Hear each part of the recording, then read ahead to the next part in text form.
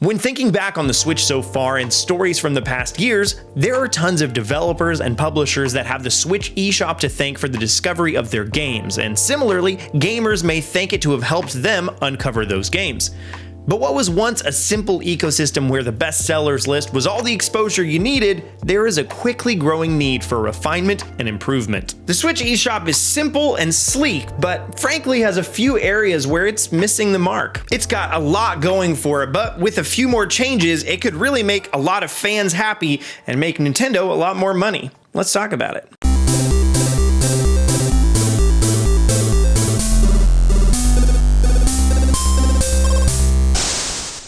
To start out with, one of the main parts of improving the Switch eShop is to be able to expose more fans to games that they'd want to purchase and enjoy instead of them feeling lost in a sea of shovelware. So in that spirit, I wanted to really quickly mention a game that I beat over the weekend that I am afraid is going to turn into a hidden gem just because of lack of exposure on the eShop. The game is called The Tourist and was announced at a Nindies Direct in August. I was really interested in the game since its announcement, so I reached out to Shannon to get a copy so that I could cover it. It's a puzzle adventure game where you travel varied islands and complete mini quests, constantly shifting between lighthearted conversation with sunbathing tourists and exploring ancient mystical monuments as you upgrade a few abilities, uncover secrets, enjoy mini games, and make sense of this weird world. The game is $20 and developed by Shannon, who also made Fast RMX. In my opinion, it's very lovingly crafted and builds a cool world with enjoyable gameplay. And in all honesty, I do have slightly selfish motivations to get you to play this game.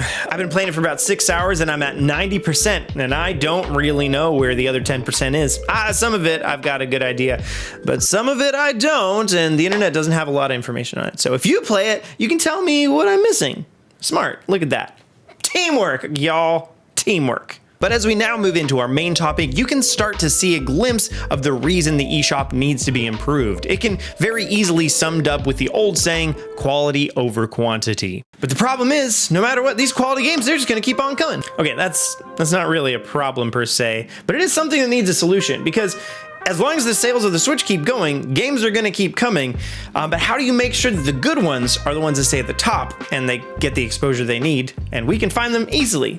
That's the question. As it stands, most likely you find and purchase games one of these two ways. Maybe you have a plan. This is probably one of the most effective ways to find quality games right now, but it does mean that you need to be plugged into the community a bit better. What I mean by this approach is literally you're someone who only goes into the eShop to find a game you already know you're interested in.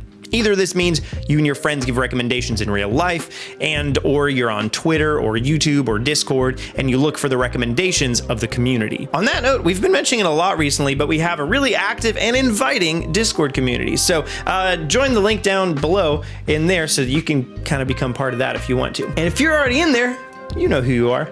Keep up the good work. Or maybe you browse the eShop. When the Switch first came out, this was a manageable strategy, as you could realistically have a personal impression of every new game on the new releases page of the eShop, and the best sellers were all games that looked mostly familiar. But now we're almost 3 years and closing in on 3,000 games on the Switch, so being up to date on every game is completely infeasible. So I think that the way many who want to find new games but not spend too much time on Discord or Twitter and their friends don't game, resort to seeing what's on sale and what's selling well. And this is something I really want to touch on. To be honest, if you're looking for recommendations from outside of the eShop, you're probably okay. But as it stands, the eShop really could be writing its own eulogy if it doesn't make a couple changes first. And we'll get to what those are, but I think something really needs to be driven home first. A console can only really be as good or successful as its game library allows, or more accurately, how the population perceives its game library to be. If we look back at the Wii, it died a pretty early death to core gamers because its sales success to casual gamers meant that although there were good games releasing on it until it died, the Wii was inundated with what we know as shovelware. Now, you probably know what shovelware is, and I'm not going to go into a history lesson on all of that, but what's really important is the loophole that shovelware has seemed to find to be some of the most prominent content on the eShop. Back in 2017 or so, some game publisher found that if they just put their game on sale, although it wasn't on the best sellers list, it would then show up instead on the great deals list, which is essentially a best sellers list for all the games that are just on sale.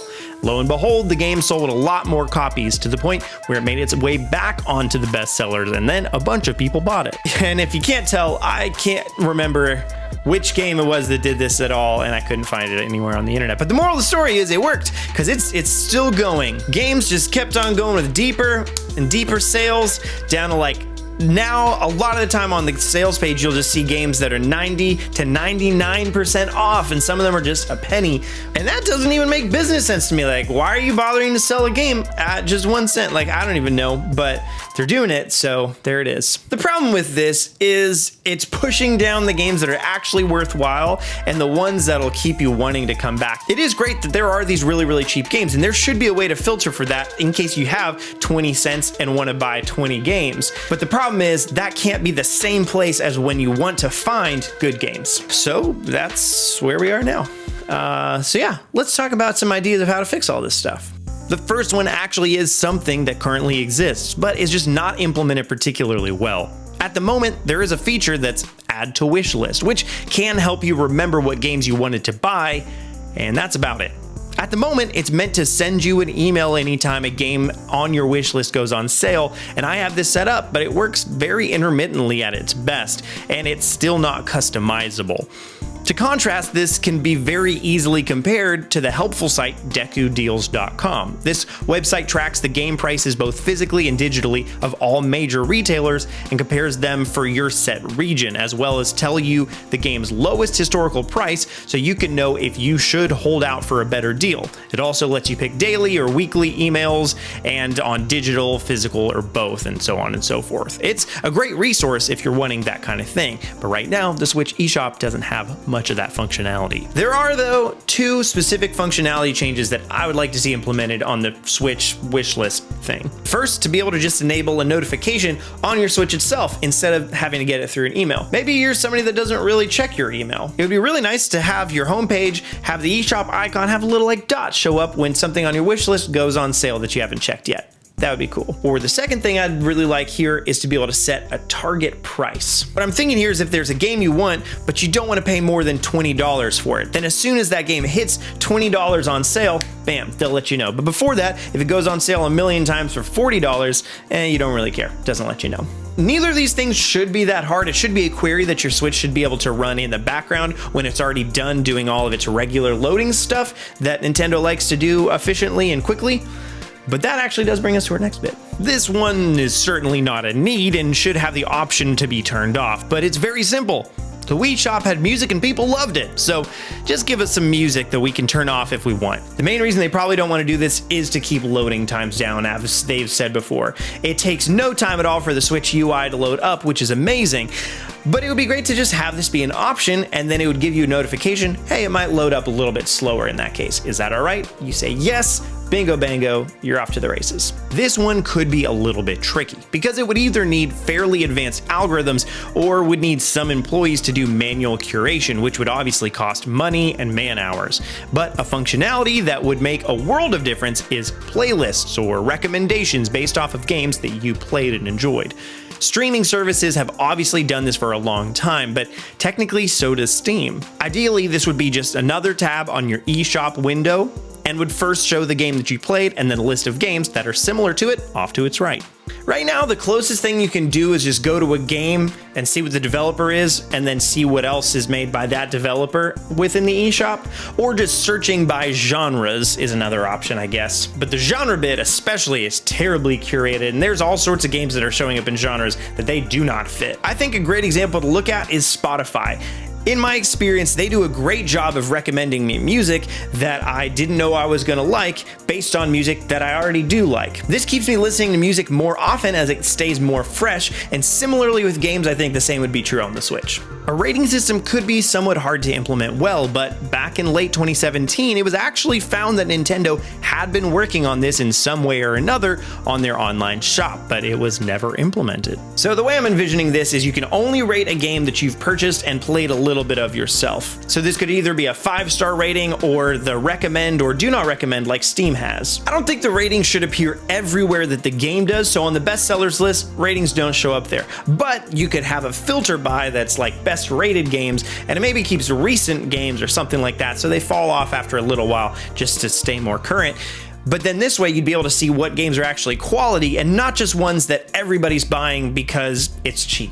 And then last, but I think most interesting, very often you have a game that you really love and you'd love your friend to play it. And when you buy a physical game, it's very easy to lend it to them. But when it was bought digitally, there's a way for them to log into your account and play it through that way, but that's about it. And I'm not even specifically meaning gifting your own copy, but rather being able to buy a game and send it to a friend for them to accept and play that game. I know there's a lot of weird potential issues that could come up here, but say I want to play Pokemon Sword and my friend Mitch wants to play Pokemon Shield, but he's not going to buy it yet. This way I could buy Pokemon Sword for myself and then buy Pokemon Shield and gift it to him. And even better, if they gave like a 10% discount on a game that you're buying for somebody else once you've already bought it, then that would incentivize you to do this at all. Again, I think there's a lot of loopholes and gray area that would have to be accounted for here, but I think it would be really cool. But that's what I think. What do you think? Do you think the eShop is perfect and untouchable and there's nothing that can be done to make it better? Or do you think it's just a pure pile of garbage? There's no in-betweens, unfortunately. Sorry about it. Let me know all that and more down in the comment section below, and give the video a like and subscribe to fanatixfour for more content like this every Tuesday and Thursday at 4 p.m. Eastern time. And that's about it for me. See you next time.